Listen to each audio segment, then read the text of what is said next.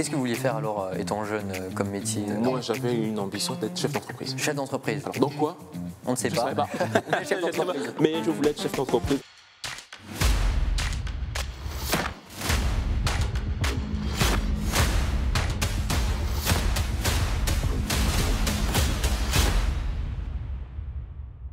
Bonsoir, à 37 ans, il est à la tête de 2 entreprises d'architecture d'intérieur. Il est diplômé d'une école de commerce en négociation et relations clients. Président de la Fédération des commerçants Boulevard de Trèves, il a été nommé en janvier dernier président de la Fédération de toute la ville de Metz. Un défi qui s'annonce palpitant pour ce caractère calme mais audacieux. Alban Bisiello, bonsoir. Bonsoir. Merci d'être là. Alors, dans cette émission, comme à chaque fois, on va revenir sur le parcours, sur le caractère, sur les passions de l'invité. Mais avant tout cela, on parle un peu actu. Fin janvier, vous avez été donc nommé président de la Fédération des commerçants de Metz. Racontez-nous d'abord comment cela s'est fait, comment vous en êtes arrivé là, finalement. Tout d'abord, merci de m'accueillir aujourd'hui. Eh bien, de rien. C'est très aimable. C'est normal. Alors, comment cela s'est fait? Il faut savoir que j'ai intégré, moi, la Fédération des commerçants de Metz en 2018. Donc, ça remonte déjà un petit peu. Voilà, ça remonte un petit peu.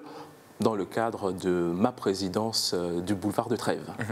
Donc j'ai siégé au comité et l'idée c'était de développer quartier par quartier, apporter une dynamique espace par espace. C'était ça l'idée. Et donc Gilles Bord a pris la présidence de la fédération et là il était arrivé au terme de la mission qui était la sienne, c'est-à-dire remettre la fédération sur les rails. Et du coup, l'opportunité s'est présentée. Si la question c'est est-ce que j'en ai toujours rêvé? Non. C'est une opportunité qui s'est présentée et je l'ai saisie. Et à ma grande surprise, cela s'est fait à l'unanimité. Et je remercie encore toutes les personnes qui étaient présentes ce jour-là pour me confier cette mission. Donc vous vous y attendiez pas finalement? Non, Pas du tout. Du tout. Alors vous êtes le 7e président, vous avez pris, vous l'avez dit, la succession de Gilles Bord. Un retour peut-être sur le travail effectué par votre prédécesseur? Mais disons que Gilles Bord a fait un travail acharné pour mettre la fédération sur les rails, parce que comme vous le savez, elle a traversé une période assez compliquée. Et aujourd'hui, elle est complètement sortie de là, et c'est vraiment grâce à lui. Et je l'en remercie, parce que moi, je repasse derrière et je reprends une fédération qui est saine et qui n'attend qu'une chose. Partez sur de bonnes bases. Voilà, exactement. Alors je parlais de défis palpitants juste avant, lors de votre présentation. Qu'est-ce que ça représente pour vous, ce nouveau rôle ? Alors, ce que ça représente personnellement, c'est, disons, une façon pour moi de remercier la ville de Metz, parce qu'elle m'a adopté, elle m'a accueilli, et elle m'a tant donné jusqu'à présent. Aujourd'hui, je suis entrepreneur, donc elle m'a beaucoup apporté. Elle m'a apporté du réseau, elle m'a apporté plein de connaissances, et du coup, c'est une façon de la remercier, de rendre à Metz ce qu'elle m'a donné, que de prendre ce mandat et de me mettre au service des commerçants. Alors la conjoncture économique, on la connaît, elle est particulièrement difficile, instable. On voit de nombreuses enseignes baisser le rideau, même si d'autres s'installent. Quel bilan, quel état des lieux vous faites de la situation à Metz ? Mais disons, alors il faut déjà noter que ce n'est pas un problème qui ne concerne que Metz. C'est quelque chose qu'on peut remarquer sur le territoire national et même plus loin encore. Je pense que comme beaucoup de choses, il y a un système qui est arrivé, qui est à bout de souffle, et il faut repenser considérablement le commerce, et c'est ce qu'il faut s'atteler à faire effectivement. Donc, oui, beaucoup de fermetures, beaucoup de rideaux qui baissent, mais c'est pour mieux rebondir après, avoir de nouvelles enseignes et surtout une nouvelle offre. Et oui, justement, qu'est-ce qui manque aujourd'hui dans cette ville pour lui redonner une dynamique commerciale? C'est des commerces tout simplement, ou ça va au-delà, un état d'esprit aussi de la part des commerçants? Alors je ne sais pas, à vous de me dire. C'est un ensemble, il faut vraiment le voir comme un ensemble. Il faut repenser le centre-ville. Pour parler du centre-ville, il faut le repenser entièrement. On ne peut plus n'avoir que des commerces comme ça s'est fait jusqu'à une époque. Il faut complètement revoir la chose, un mélange entre de grandes enseignes, des enseignes plus confidentielles, revenir à des valeurs de proximité. C'est vraiment ça, en fait, le vrai changement. Le paradigme est différent. Il y a eu beaucoup d'évolutions. Il faut vraiment repenser le commerce dans sa globalité. C'est comme tout, finalement, il faut trouver un équilibre. On a une idée aujourd'hui du nombre de cellules vides à Metz? Alors, ça change considérablement. Ça évolue, ça se fait entre les fermetures et les ouvertures. couverture. Aujourd'hui, c'est assez difficile de le lire. Il faut plutôt le lire sur une année complète pour vous donner une lecture précise. Mais là, comme ça, au coup par coup, c'est un peu plus compliqué. Bon, rendez-vous fin 2023. Quel bilan vous faites des soldes maintenant qu'on a un peu de recul, soldes d'hiver? Alors, les soldes, c'est toujours délicat d'en parler parce que, effectivement, comme vous le savez, les commerces ne sont pas identiques. Entre un commerce de textile et un commerce d'ameublement comme le mien, c'est assez délicat. Alors, concernant les textiles, effectivement, il en est ressorti que Internet a fait beaucoup de mal. Donc aujourd'hui, les commerçants qui sont dans ce domaine d'activité sont en train de se battre pour revenir à de la proximité qu'on ne trouve pas sur Internet, qu'on ne trouve pas en ligne. Et c'est ce qui va permettre, pour les prochaines soldes notamment, d'avoir un bilan meilleur que celui qui était celui de janvier 2023. Comment vous voyez maintenant la restructuration de la rue Serpenoise par la ville de Metz? C'est une bonne chose pour attirer de nouveaux consommateurs, peut-être, pour qu'ils se sentent mieux dans cette artère? Alors, plutôt attirer, montrer qu'il y a des choses qui se passent, surtout dans cette belle rue Serpenoise, qui est quand même une rue emblématique de notre ville. L'idée, c'était effectivement et là je laisserai la municipalité détailler le projet, mais l'idée c'était effectivement de ramener, de faire parler, de ramener de l'élan, une nouvelle dynamique à cette rue. Bien évidemment, ça passera avec le travail des commerçants. C'est certain. Travail main dans la main. Comment s'est passé maintenant votre premier gros mois, ouais, à la tête de la fédération? Comment vous vous sentez, tout simplement? Bah écoutez, je me sens bien parce que bon, je vous avoue que ma candidature et ma prise de mandat a été très bien accueillie, très bien reçue, à ma grande surprise. J'ai rencontré les différents acteurs institutionnels. Ça, c'était le premier point que vous vouliez faire et ça y est. C'est ça, ça y est. C'est acté, j'ai rencontré tout le monde et du coup je vais pouvoir maintenant dresser une vraie feuille de route, maintenant que j'ai la vision des uns et des autres sur ce qu'ils attendent, un, de la Fédération des commerçants de Metz et deux, de la dynamique à apporter à la ville. Mais il y a un mot clé, travailler main dans la main, et c'est ce que j'ai ressenti d'un côté donc avec les commerçants et de l'autre côté avec les différents acteurs institutionnels. Vous avez parlé de vision. Comment vous voyez le centre-ville de Metz, son commerce, ses commerces dans les prochaines années?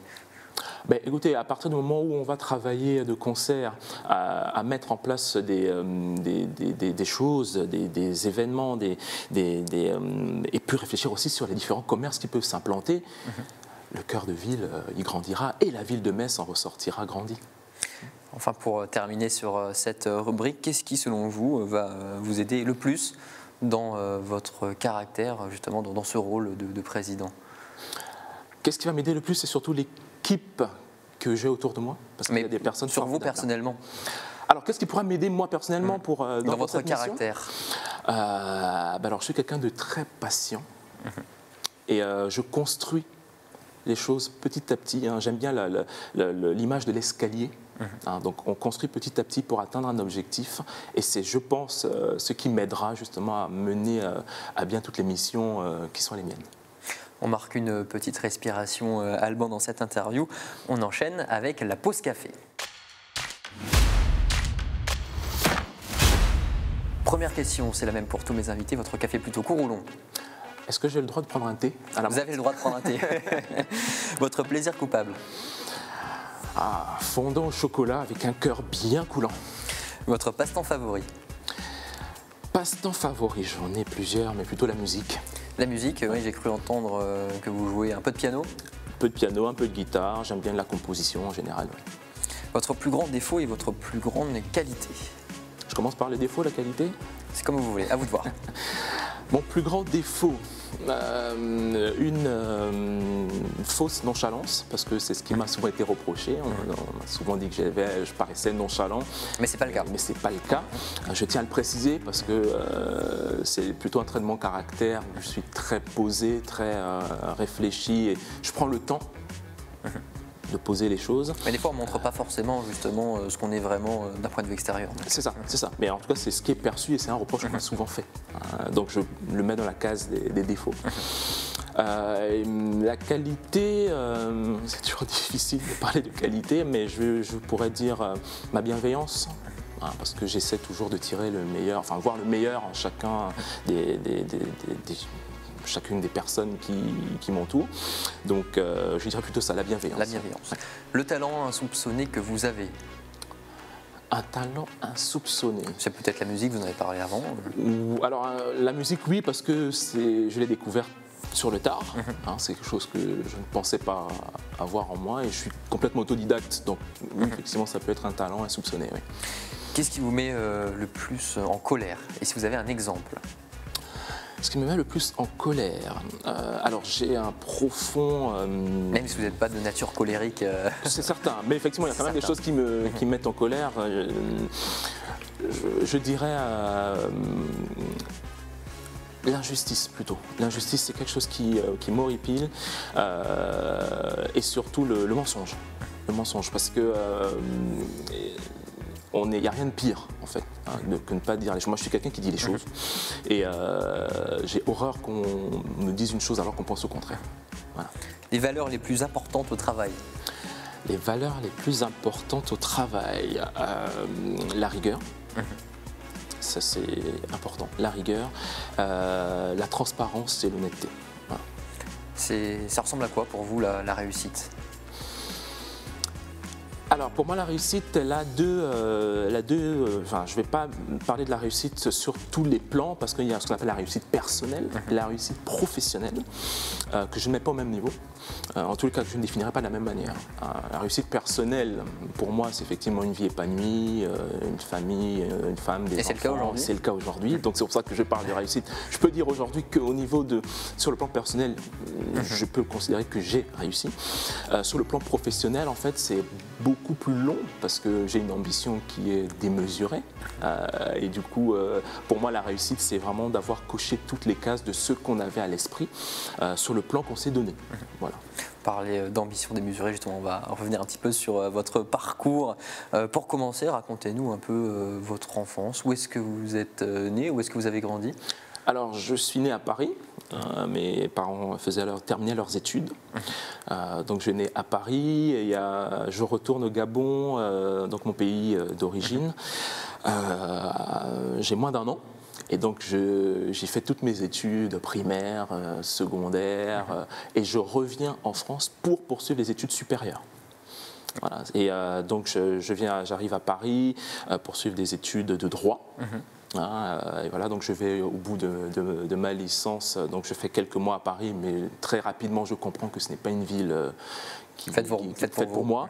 Donc je poursuis, je viens à Metz, et à Metz, donc je poursuis mon cursus classique jusqu'à ma licence, mais entre-temps, je découvre un métier qu'est le commerce, via des stages et des boulots d'été, d'étudiants. Et je tombe sur une personne qui me fera comprendre qu'en fait ma place elle est plutôt là, qu'il faut que je l'accompagne là-dessus. C'est qui cette personne, sans être trop indiscret? Alors je tairai son nom aujourd'hui par, comment dirais-je, par respect pour elle, parce que bon, elle n'est plus de ce monde, donc voilà. Donc, mais c'est quelqu'un qui m'a beaucoup marqué, qui m'a aidé, qui m'a lancé justement sur cette rampe et qui me mène aujourd'hui où je suis. Alors on a un peu grillé les étapes, mais je reviens sur l'enfance. Alors vous l'avez passé majoritairement au Gabon. Racontez-nous un petit peu comment c'était. Alors une enfance très protégée, parce que j'ai des parents très protecteurs, comme on est dans un pays qui n'est pas particulièrement stable, ils nous ont créé une bulle pour nous mettre un petit peu à l'abri de tout ça. Donc ils ont toujours tenu à ce qu'on soit dans les meilleures dispositions possibles. Et du coup, c'est une enfance très fermée, vraiment dans un cocon, on va dire, où on est très soudés avec mes frères, avec de vraies valeurs. Donc c'est une enfance, c'est quand on est tout petit, vous savez, on se dit toujours qu'on aimerait faire comme tout le monde, être libre de sortir, aller à gauche, à droite. Mais avec le recul, effectivement, je me dis que c'était plutôt une bonne chose parce qu'ils nous ont vraiment protégés de beaucoup. Oui, ça vous a aidé aujourd'hui? Ah, complètement. Et qu'est-ce que vous vouliez faire alors, étant jeune, comme métier? Moi, j'avais une ambition d'être chef d'entreprise. Chef d'entreprise. Alors, dans quoi? On ne sait Je pas. savais pas. Chef d'entreprise. Mais je voulais être chef d'entreprise. Alors bon, c'était très naïvement, parce que quand on a cet âge-là, on veut être chef d'entreprise parce qu'on se dit qu'on adore recevoir des personnes, on dirige tout le monde, et puis voilà. Mais c'est une vision un peu biaisée. Dans la réalité, c'est plus compliqué. C'est plus compliqué, et puis c'est complètement autre chose. C'est-à-dire que pour moi, un chef d'entreprise, c'est un chef d'orchestre, ce n'est pas celui qui impose tout à tout le monde. Voilà, donc contrairement à la vision que j'avais, moi, quand je me vois encore jouer en étant chef d'entreprise, je donne des ordres à tout le monde, et puis tout le monde est au pas. Mais c'est pas tant ça. Donc aujourd'hui, vous êtes donc dans le haut de gamme. C'est quelque chose qui marche, le haut de gamme, aujourd'hui? Ah, complètement, et je pense que ça marchera toujours. Ça marchera toujours. Ouais. Avec la crise sanitaire, c'est vrai que tout le monde a été un peu bloqué à la maison. Est-ce que cela a boosté vos affaires en sortie de confinement? Ah, complètement. En fait, vous savez, aujourd'hui, on traverse une période où on n'est pas très souvent chez soi. On est happé par nos métiers, happé par notre vie professionnelle, et donc on ne passe pas beaucoup de temps chez soi. Mais la période confinement a ramené tout le monde, a fermé tout le monde chez soi. Et ça a créé une vraie prise de conscience qu'il fallait changer beaucoup de choses. Donc les personnes qui avaient des projets à long terme, ont raccourci leur temps et ont profité de cette période pour faire des achats, pour se sentir bien chez eux. Et donc ça a été un élément mais vraiment booster de notre activité. Alors vous parliez d'ambition démesurée tout à l'heure. Aujourd'hui, il y a d'autres projets professionnels qui vous attirent. Vous avez des envies particulières? Alors j'ai une volonté, mais vraiment une ambition. Une fois que je vous parlais d'ambition démesurée, c'est d'être la référence de l'agencement d'intérieur à Metz. C'est pas le cas aujourd'hui? C'est pas le cas aujourd'hui. Non. Il y a quelques acteurs auxquels on pense de manière immédiate, évidente. Mais moi, je souhaite que demain, quand on pense, vous pensiez à agencement d'intérieur, vous pensiez Alban Biciello avec les différentes enseignes qui sont sur la place. On continue, Alban, avec la prochaine partie. Il est temps de vous passer sur le grill.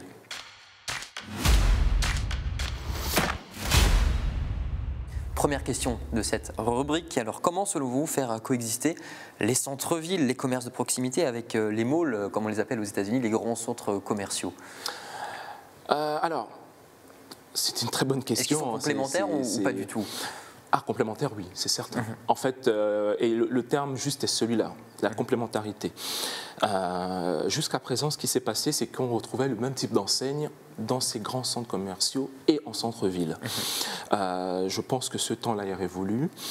Il faut apporter une autre offre. En centre-ville, en tout cas une offre différente de ce qu'on peut trouver dans ces grands centres commerciaux, qui eux auront vocation à attirer de très grandes enseignes. Voilà, mais par contre le centre-ville, il faut revenir à des choses, à des enseignes un peu plus proches, de proximité. Voilà, exactement, avec un peu plus d'artisanat, vraiment des enseignes différentes. Donc effectivement, ça peut cohabiter. Oui. Quel est votre avis, Alban, sur le e-commerce? Alors, il a fortement contribué, selon vous, à la descente aux enfers, entre guillemets, des centres-villes un peu partout en France depuis quelques années. Alors l'e-commerce, c'est un élément important. De toute façon, il faut faire avec aujourd'hui. Il y a eu une évolution, ça fait partie de l'évolution, et il faut faire avec aujourd'hui. Il ne faut pas l'opposer au commerce traditionnel. Ce serait une erreur. Alors comment faire avec? Alors, il faut effectivement que le commerce se réinvente. L'e-commerce, et vous pouvez le comprendre, le savoir, il y a des secteurs qui seront plus touchés par l'e-commerce que d'autres. Le commerce physique doit apporter du service s'il ne veut pas être remplacé par l'e-commerce. Parce qu'au final, l'e-commerce, on commande chez soi, on reçoit, on peut le renvoyer si on le souhaite, mais on n'a pas un réel conseil, on n'a pas de contact. Et je pense que si on remet du contact, on remet de l'humain, l'e-commerce ne deviendra en fait qu'un support au commerce physique. Donc les deux peuvent fonctionner, il faut juste qu'on ramène du service et de l'humain dans le commerce. Qu'est-ce que vous pensez maintenant des manifestations récurrentes au centre-ville? C'est vrai que ça handicape forcément les commerçants. Tout à fait. Malheureusement, il existe en France le droit, malheureusement ou heureusement, on a encore le droit de manifester pour exprimer une opinion. Mais effectivement, cela se fait au détriment de commerçants qui, pour beaucoup, sont indépendants, qui ne demandent qu'une chose, c'est de pouvoir travailler et servir leurs clients.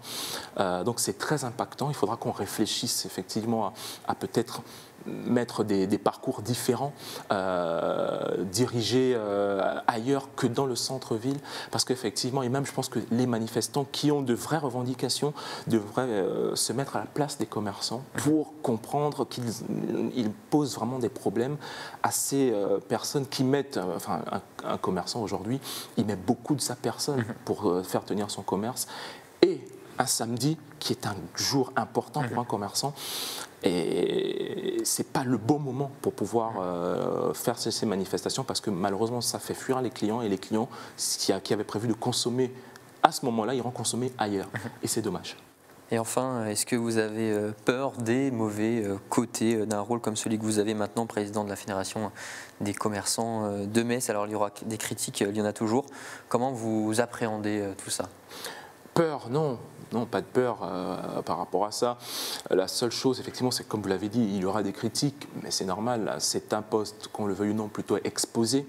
Donc il y en aura, mais c'est une chose avec laquelle il faut vivre. Il faut faire avec. Le plus important, c'est d'apporter des réponses à la fois aux acteurs institutionnels et à la fois aux commerçants. Si ce rôle de portail est rempli, parfois les critiques, il y en aura moins. On termine cette émission, Alban, avec l'addition. C'est parti.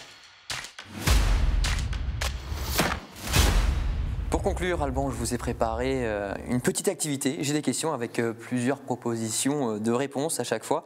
Et en fonction de toutes ces réponses, nous verrons quel est votre niveau en décoration, en architecture d'intérieur. Est-ce que vous êtes prêt ? Je suis prêt. Vous êtes prêt? Eh bien, on va y aller. Alors, première question, comment définiriez-vous votre intérieur? Alors, j'ai plusieurs propositions. Est-ce qu'il est simple et lumineux, pratique et coloré, confortable et feng shui, ou élégant et épuré? Élégant et épuré. Élégant et épuré. Épuré. Alors, je le note. Deuxième question. Vous tombez amoureux d'un vieux fauteuil sur une brocante, mais il faudrait le restaurer entièrement.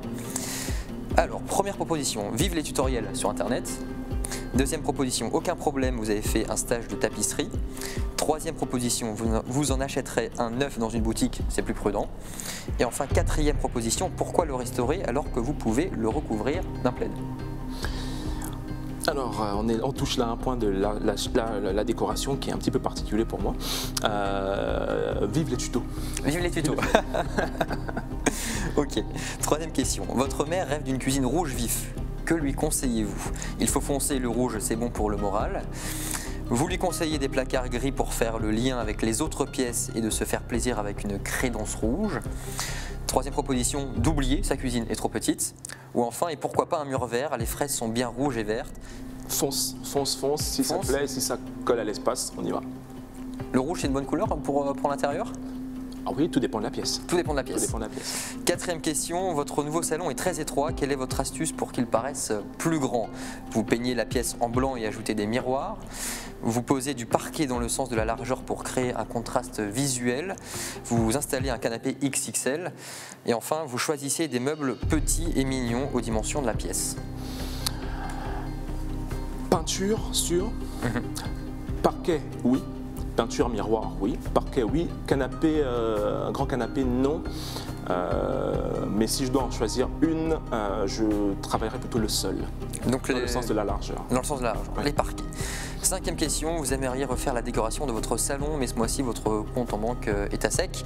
Vous avez le sens des priorités, la décoration passe après les factures. Tant pis, ce mois-ci, vous contenterez de changer les housses de coussin. Vous chinez une lampe et mettez des pieds compas à votre table basse. Ou enfin, pas de souci, vous avez le don pour trouver des merveilles dans les grandes enseignes de décoration. Pas de souci. Pas de souci. Pas de souci.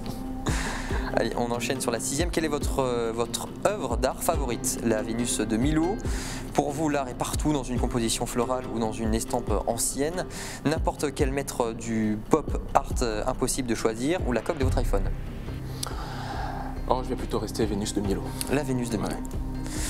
Septième question, quel est l'élément tendance pour une salle de bain selon vous? Les carreaux de céramique au sol ou au mur, les vasques rondes, le bidet fait son grand retour ou la douche italienne? Alors plutôt les vasques rondes, il y a une vraie demande là-dessus, c'est une vraie tendance. Ouais. Alors les vasques rondes, 8e question, passons à la porte de l'appartement d'un ami que vous invitez à dîner. Vous remarquez la disposition des meubles qui pourrait être optimisée, la lampe design que vous aviez repérée dans un magazine, le nouveau papier peint du couloir ou la bonne odeur qui se dégage de la cuisine. Plutôt la bonne odeur. La bonne odeur. Ah oui, donc pas du tout sur l'intérieur. Ah non, non. En fait, je me refuse quand je suis invité quelque part, sauf si on me consulte pour ça, mais je décroche complètement et je fais abstraction du lieu où je suis. D'accord. Le design, 9e question, c'est très chic, une passion, une source d'originalité, ennuyeux. Une passion. Une passion. Une passion, ouais. Et enfin, vos amis vous demandent des conseils en matière de déco. Vous accompagnez souvent vos amis dans les magasins spécialisés. Première proposition. Tout le temps, vous allez finir par en faire un métier. Deuxième proposition. Jamais, par contre, vous les sollicitez beaucoup ou parfois. Parfois. Parfois, l'implication. Ouais. Eh bien, Alban, vous êtes un passionné, voilà ce que dit ce questionnaire. La décoration est une passion qui vous anime au quotidien. Alors, je ne l'invente pas. Amateur de belles choses, vous aimez prendre des risques en choisissant des meubles originaux et des objets insolites. Vous avez l'œil pour découvrir des pièces qui deviendront cultes. Encore quelques heures à flâner et puis vous serez un vrai pro. Vous en êtes déjà un. Ça vous correspond bien? Parfait. Parfait. Parfait. Ça colle exactement à l'esprit qui est le mien dans l'agencement d'intérieur. Bon, tant mieux. Voilà, on arrive à la fin de cette émission. Alban, merci d'y avoir participé. Un mot de la fin, qu'est-ce qu'on peut vous souhaiter?